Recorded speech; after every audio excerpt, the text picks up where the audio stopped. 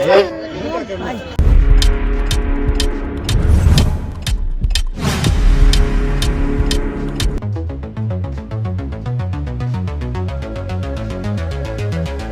Guys, welcome back to my channel and welcome to another blog guys. তো বাপের বেটিতে মিলে সকালবেলা রেডি হয়ে নিয়েছিলাম, কারণ চিল্কা যাওয়ার ছিল। বাপের বেটি নয়, সবাই রেডি হয়ে গেছিল। আমরা দুজনে ফটো সেশন করছিলাম, তাই জন্য ফার্স্টে আমাদেরকেই দেখালাম, তারপরে বেরিয়ে পড়েছিলাম। আর মানে বাজার দিয়ে আসতে হচ্ছিলো, তো লিটারেলি বহুত গন্ধ ছাড়ছিল, মানে এত বেশি চিকেন ফিকেনের গন্ধ ছাড়ছিল যে আসতে গিয়ে আর কি বমি পেয়ে যাচ্ছিলো। যাই হোক, তারপরে হি হি হু হু করতে করতে, কারণ সকালবেলা প্রচণ্ড ঠান্ডা লাগছিলো, তো তাই জন্য চলে এলাম বাস স্টপেজে, কারণ ওখান থেকেই বাসটা ছাড়বে। যারা এর আগে চিল্কা গেছো জানো, ওখান থেকে এমনি নর্মাল গাড়িও যায়। আর আমার জামাইবাবুরা আগে এতে গেছিলো আর কি, সরকারি আর কি এরকম বাস আছে, যেটা তোমাদের আগে টিকিট বুকিং করতে হয়, তারপরে বাসটার টাইমিং বলে দেয় যে কখন ছাড়বে না ছাড়বে, সেটারই জন্য আমাদের মোটামুটি সকালবেলা 6টা 6:30 নাগাদ থেকে বাস ছিল। আর আমরা মানে সব কিছু করে রেডি হব, তাই মোটামুটি উঠেছিলাম 4টে 4:30। দেখতেই পাচ্ছ একেবারে, মানে সকাল দিকটা মেঘলা ছিল বলে সূর্য উঠেছে আমরা বাসেতেই দেখতে পেয়েছি। তারপরে কি কোথায় কীরকম বাস থামবে ওটাই আর কি বলে দিচ্ছিল বাসেতে। তারপরে ফার্স্টেই খাবার ওখানে চলে এসেছিলাম, কারণ কেউই ব্রেকফাস্ট করেনি, সবাই ব্রেকফাস্টের জন্য এসেছিলো। এটার কিন্তু শর্টসটা একদমই মিস করো না, এটা ছিল 5th ডে। এখানের খাবার দাবারগুলো জাস্ট অসাধারণ, দেখতেও ছিল খেতেও ছিল। তারপরেই ফার্স্টে একটা মন্দিরে নামিয়ে দিয়েছিল, যেটা মানে বাস থেকে নেবে একটা টোটো করে আবার মন্দিরে যেতে হয়েছিল। তো মন্দিরটা মোটামুটি ভালোই ছিল, বাট মেনলি ঠাকুরমশাইরা ওখানে ঠিকঠাক ছিল না।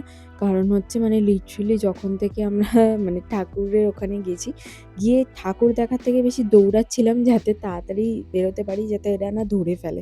খালি ধরে এই টাকা দাও, ওই টাকা দাও, এই একটা ব্যাপার। মানে ভগবানের ওখানেও যে এইসব বিজনেস টাইপের মানুষজন করে ফেলে, ওটা বহুত বিরক্ত লাগে।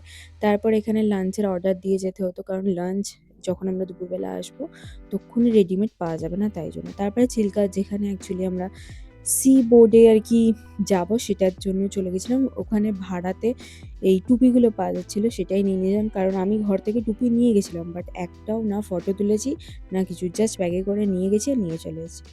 যাই হোক, এই গেটটা থেকে এন্ট্রি ছিল। তারপরে দেখতেই পাচ্ছ সব রকম বোর্ড লাগানো আছে, আর এই বোর্ডটাতেই মানে ডিস্ট্রিবিউট করে দিয়েছিল যে এখানে বসবে, এখানে বসবে, এরকম। কারণ অনেকজন ছিল বাসেতে, শুধু তো বাস নয়, আরও অনেক মানুষজন এসছে। আর এখানে আরেকজন ইউটিউবারও এসেছিলো, সে খুব ভালো ক্যামেরা করছিল বলবো, কারণ হচ্ছে সে স্ট্যান্ড ট্যান্ড সব কিছু ক্যারি করছিল। তারপরে এখানে আমি আমাকে শেয়ার করছিলাম, তার সাথে আমার বাবাও ইউটিউবার হয়ে গেছিলো। As a jokes apart, but বাবা প্রচণ্ড ভালো ভালো ভিডিও করেছে, যেগুলো আমি পরে মানে আমার অনেক কাজে লেগেছে, তোমাদের সাথেও আমি শেয়ার করতে পেরেছি। তারপরে তো 1 ঘন্টা মোটামুটি জল আর জল, মানে আমরা অ্যাকচুয়ালি ফার্স্টে জানোই, যারা চিল্কা আগে গেছো, যে দেখার মতো ফার্স্টেই হচ্ছে শুশুক দেখতে আমরা যাই। এখানে পাখিগুলো এক্সট্রা কিছু বেনিফিট ছিল, কারণ হচ্ছে উইন্টারের টাইম ছিল, আর ওরা বলেই দিয়েছিল ওরা মুড়ি খায় না, ওরা খুব মানে স্পেশাল আর কি, তাই ওরা অন্যরকম মানে চিপস টিপস এইসব দিতে হবে। আর পাখির মাঝখানে যাচ্ছিলাম, তো এত সুন্দর লাগছিল, আলাদাই ফিলিংস। দেখতেই পাচ্ছ অন্য বোর্ডের কাছেও ওরা কি সুন্দরভাবে যাচ্ছে।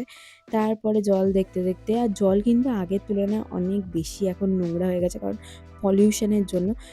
এরপরে একটা ভিডিও পুরো আছে, যেটায় তোমরা বুঝতে পারবে আগে কিরকম ছিল, এখন কিরকম সিচুয়েশন হয়েছে। যাই হোক, তারপরে আমরা অ্যাকচুয়ালি যাচ্ছিলাম হচ্ছে সি মাউথের ওই দিকটায়। তো ওখানে গিয়ে দেখার ছিল হচ্ছে বে অফ বেঙ্গল, যে সমুদ্রটা আছে সেটা।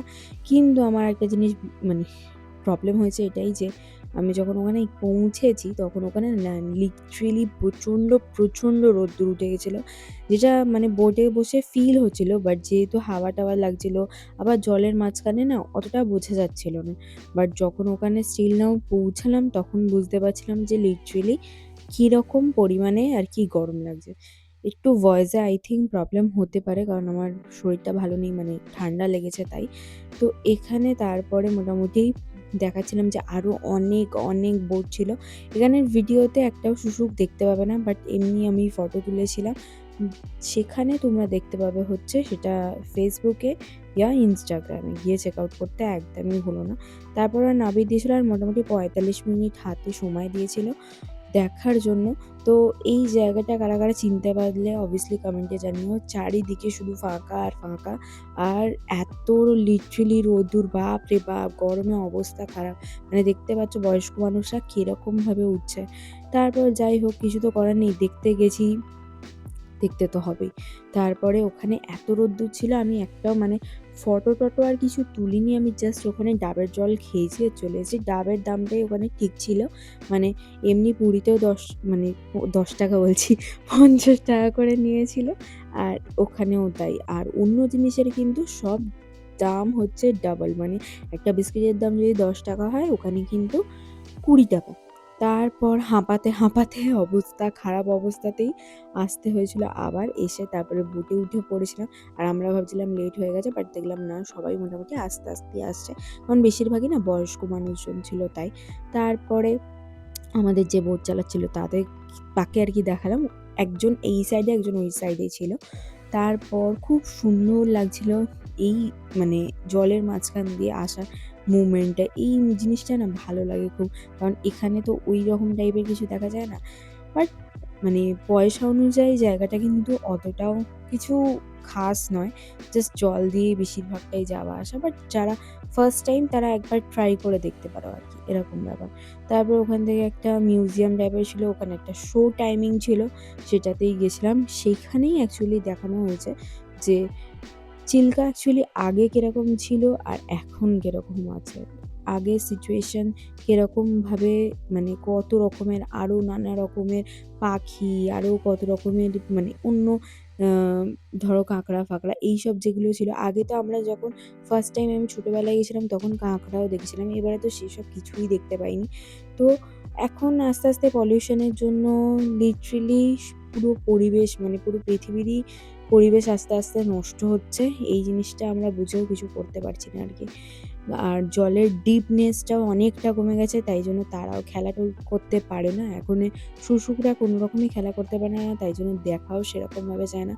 আর দেখো আগের জল কতটা পরিষ্কার ছিল, এখন জলের অবস্থা অত্যন্ত শোচনীয়। মানে একদমই জল বহুত খারাপ। যেটা তোমরা একটু আগে ভিডিওতে দেখতেই পেলে। মানে ঘোলা, ঘোলা মনে হচ্ছে যেন গঙ্গার জল আরকি, এইরকম। তারপর আমরা আরও নানা রকমের মাছ-টাছ ছিল, যেরকম আরকি মিউজিয়ামে থাকে। ওদের সব মমিসগুলো এরকম টাইপের ছিল। তো আমি সবকিছু অত ক্যাপচার করিনি। কারণ ওপরের ২ টো ফ্লোর ছিল। আমি উপরের ফ্লোরটাতে যাইনি। নিচের ফ্লোরটাতেই জাস্ট দেখেছিলাম। এবার তারপরে আমরা বেরিয়ে পড়েছিলাম হচ্ছে আরেকটা ছিল, ওই পার্ক টাইপের ছিল, সেটা দেখার জন্য।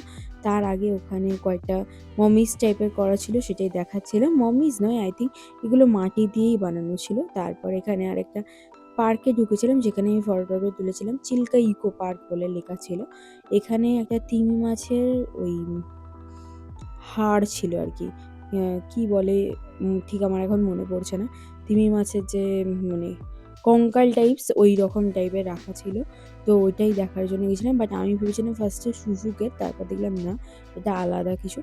তো বেশ সুন্দর, ইউনিক জিনিসটা আরকি। তারপর ওখান থেকে আমরা বেরিয়ে পড়েছিলাম হচ্ছে বাসে যাবার জন্য। আর টুকিটাকি কিছু জিনিস নিয়ে নিয়েছিলাম, কোল্ড ড্রিঙ্কস, চিপস, কারণ খিদে পাচ্ছিল। তারপর গিয়ে একেবারে হোটেলে, মানে যেখানে অর্ডার দিয়েছিলাম সেখানে খাবো-দাবো আরকি। তো আস্তে, আস্তে অনেকটাই রোদ্দুর উঠেও গেছিলো আর হালকা মেঘলা ওয়েদারও ছিল। তো ওটাই করে মানে দেখতে, দেখতে আরকি চলে এসেছিলাম হোটেলে, যেখানে খাওয়া-দাওয়া খাওয়া হবে। আমরা খাওয়া-দাওয়ার মানে মেইনলি একটাই ভুল করেছিলাম। আমরা থালি অর্ডার দেওয়া উচিত ছিল, বাট আমরা রুটি-টুটি এগুলো দিয়েছিলাম। তাই জন্য আমাদের একটু প্রাইসটা হাই হয়ে গেছিলো। তারপর এখানে বাসেতে এইটা খুব সুন্দর লাগানো ছিল, ওটাই তোমাদের সাথে শেয়ার করলাম। তারপর আর কিচ্ছু শেয়ার করতে পারিনি, কারণ পুরো রাস্তা আমি ঘুমাতে, ঘুমাতে এসেছি। কারণ অনেক সকালে ওঠা হয়েছিল তাই। তারপর এখানে আমি টোটো করে আবার রুমে আসছিলাম।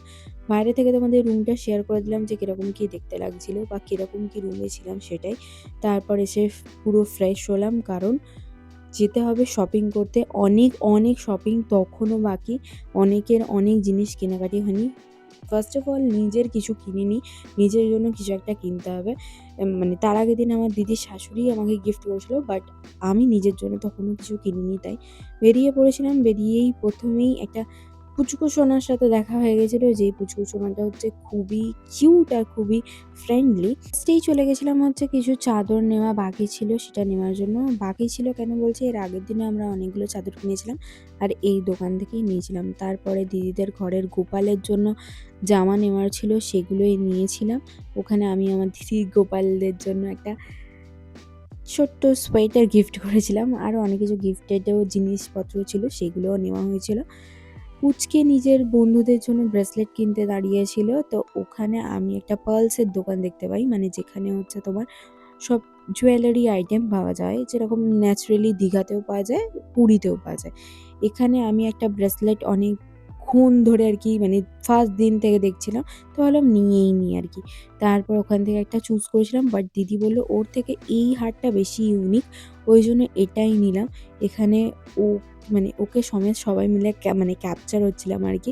আর কিরম লাগছে অবভিয়াসলি জানিও। এখানে আমার দিদিও ট্রাই করছিল, ও একটা নিয়েছে, ওকে আমার জামাইবাবু পরিয়ে দিচ্ছিল, আমাকে তো পরিয়ে দেওয়ার ভাই লোক নেই, তাই আমাকে নিজেকেই পরতে হচ্ছিলো। যাই হোক, জোকস অ্যাপার্ট, আমাকে আমার দিদি পরিয়ে দিয়েছিল জুয়েলারিটা। এখানে তারপরে শয়ন কি একটা বসার জায়গা হয় এরকম টাইপের কিছু ছিল।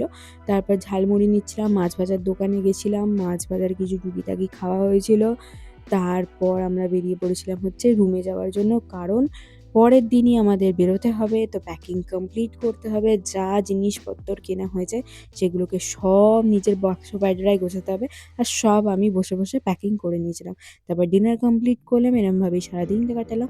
ভিডিওটা যদি ভালো লেগে থাকে অবশ্যই লাইক করো, চ্যানেলে যদি ফার্স্ট টাইম এসে থাকো চ্যানেলটাকে অবশ্যই সাবস্ক্রাইব করে দিয়ে যেও। দেখা হচ্ছে নেক্সট ভিডিও, আজকের মতো টাটা।